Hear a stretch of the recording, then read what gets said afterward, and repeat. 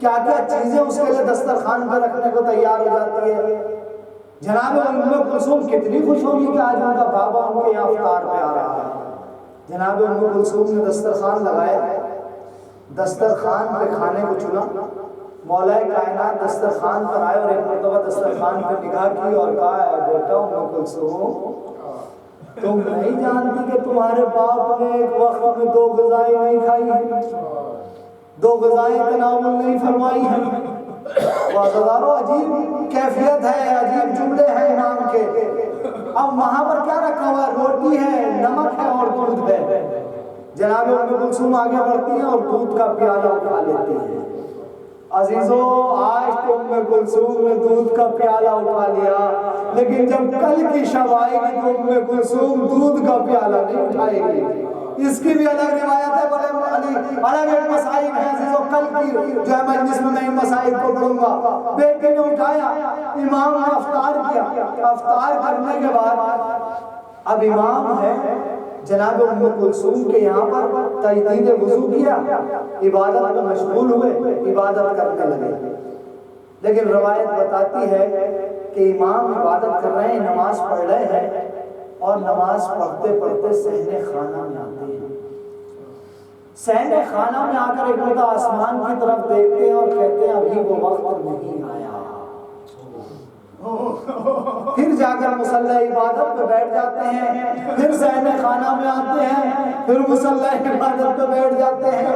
ارے یہ منظر ایک مرتبہ جناب ام کلثوم نے دیکھا، کون علی ہے؟ یہ وہ علی ہے جو نماز میں اتنا مشغول اور اتنا خشوع کے ساتھ مصروف ہو جاتا ہے کہ اگر پیر سے تیر بھی نکالنا جائے تو نماز میں فرق نہیں ہوتا۔ لیکن آج علی کی عجیب کیفیت ہے کہ مصلی عبادت سے اٹھتے ہیں، صحن خانہ میں آتے ہیں، صحن خانہ سے پھر مصلی عبادت میں چلے جاتے ہیں۔ بیٹی نے کہا بابا میں آپ کی کیا حالت دیکھ رہی ہوں، آج بڑی آپ بے چینی کے عالم میں کبھی آسمان کی طرف دیکھتے ہیں، کبھی صحن خانہ میں آ کر اور کبھی پھر دوبارہ پلٹ کے مصلی پہ چلے جاتے ہیں۔ بابا آخر اس کی کیا وجہ ہے؟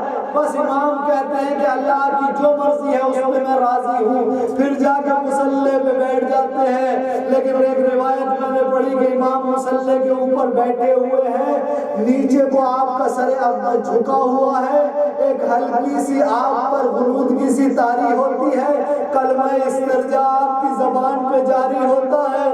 امام کے دہنے اقدس سے نکلا انا للہ و انا الیہ راجعون۔ بس عزیزو یہ جملے ام کلثوم نے سنے، ام کلثوم تڑپ گئی اور تڑپ کے کہتی ہے بابا کلمہ استرجاع پڑھنے کی کیا ضرورت ہے؟ ایک مرتبہ مولا کہتے ہیں اے بیٹا ام کلثوم تمہارے نانا کو میں نے دیکھا ہے، تمہارے نانا کہتے ہیں علی اب تم ہم سے ملنے والے ہو، عنقریب تم ہم سے مل جاؤ گے۔ بس ازادارو بس میں نے مختصر کیا مسائل کو، یہ رات جلدی جلدی گزرنے لگی۔ ایک وقت ایسا آیا کہ امام نے ام کلثوم کو طلب کیا، پانی منگایا، امام نے وضو کو انجام دیا، لباس کو زیب تن کیا، اور طلوع فجر کا وقت قریب آ رہا ہے۔ امام تیار ہوئے، تیار ہونے کے بعد ام کلثوم کے گھر سے نکلنا چاہتے ہیں۔ ام کلثوم کو الوداع کہا، خدا حافظ کا، اب جیسے ہی صحن خانہ سے نکلنا چاہتے ہیں، روایت بتاتی ہے کہ ام کلثوم کے گھر میں کچھ مرغابیاں تھی، مرغابیاں امام کے سامنے آتی ہیں، امام کی ردا کو اپنی چونچ میں پکڑ لیتی ہیں، امام کی ردا کو کھینچتی ہیں، ارے ام کلثوم کا کلیجہ تڑپنے لگتا ہے، ام کلثوم مچلنے لگتی ہے اور کہتی ہے اے بابا میرا دل مچل رہا ہے، اے بابا میرا دل گھبرا رہا ہے، اے بابا آج آپ نماز کے لیے نہ جائیے، آج آپ نماز یہی پڑھ لیجئے۔ میرا مولا ام کلثوم کو کلیجے سے لگاتا ہے، لگانے کے بعد دلاسا دیا، امام اور آگے بڑھے، ارے دروازے کے نزدیک پہنچے، لیکن عزادار و عجیب منزل ہے، جب امام دروازے کے نزدیک پہنچے دروازے کی زنجیر میں امام کی ردا الجھ جاتی ہے، ارے جیسے ہی ردا الجھی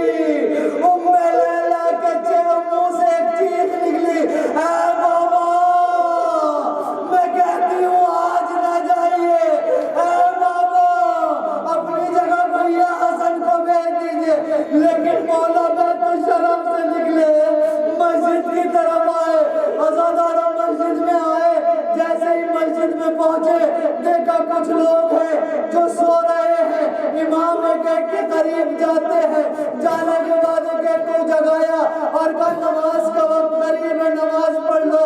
वज़ादार रिवायत बताती है इब्ने मुलजिम भी मस्जिद कूफा में था, मस्जिद कूफा में इब्ने मुलजिम को देखा, उसे जगाया और जगाने के बाद एक जुमला भी कहते हैं, ऐ इब्ने मुलजिम तू जिस मकसद से आया है उस मकसद में तू कामयाब हो जाएगा। वज़ादार रिवायतें लिखती है, यहाँ मुख्तलिफ रिवायतें हैं कि इमाम ने मुस्तहब नमाज को उस वक्त पढ़ रहे थे या वाजिब नमाज को पढ़ रहे थे, यहाँ से रिवायतों में इख्तिलाफ है। लेकिन मैं एक रिवायत को पढ़ता हूँ जो मशहूर रिवायत है। इमाम गुलदस्ते अजान पे गए, आजान दी, अजान देने के बाद कूफे में चहल पहल हो गई, लोग मस्जिद की तरफ आने लगे, मुसल्ला इबादत पे पहुंचे और मुस्तहब नमाज को पढ़ाया, नमाजी सफों में आ गए। इमाम ने नमाज वाजिब को पढ़ना शुरू किया, पहली रकत में इमाम ने क़याम किया, रुकू में गए। अरे इमाम रुकू के बाद जैसे ही सजदे अव्वल में गए, इब्ने मुलजिम पहले ही सब में मौजूद था। इब्ने मुलजिम ने तलवार को निकाला, इमाम के सर अक़दस में मारा।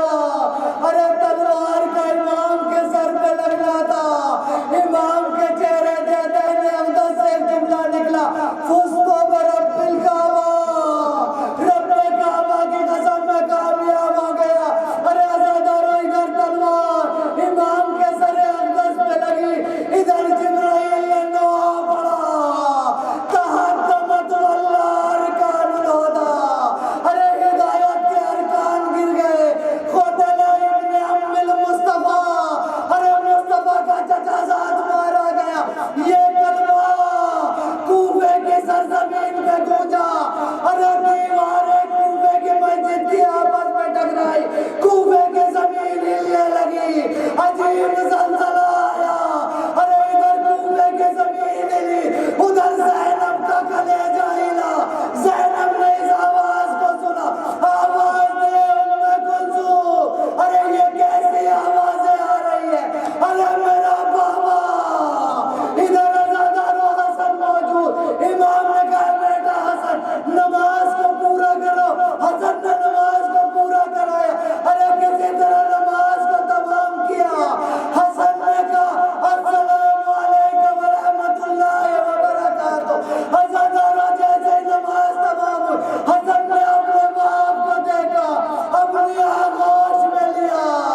अरे सहाबा जमा हो गए, इमाम के चारों तरफ आ गए, मौला के सर पे ज़रबत लगी, बेटे ने आगोश में ले लिया, सहाबा ने चारों तरफ से घेर लिया, चाहने वालों का मजमा जमा हो गया। मैं कहूँगा ऐ मौला, ऐ मेरे मौला, आपके सर पे ज़रबत लगी तो बेटे ने आगोश में ले लिया, चाहने वाले जमा हो गए।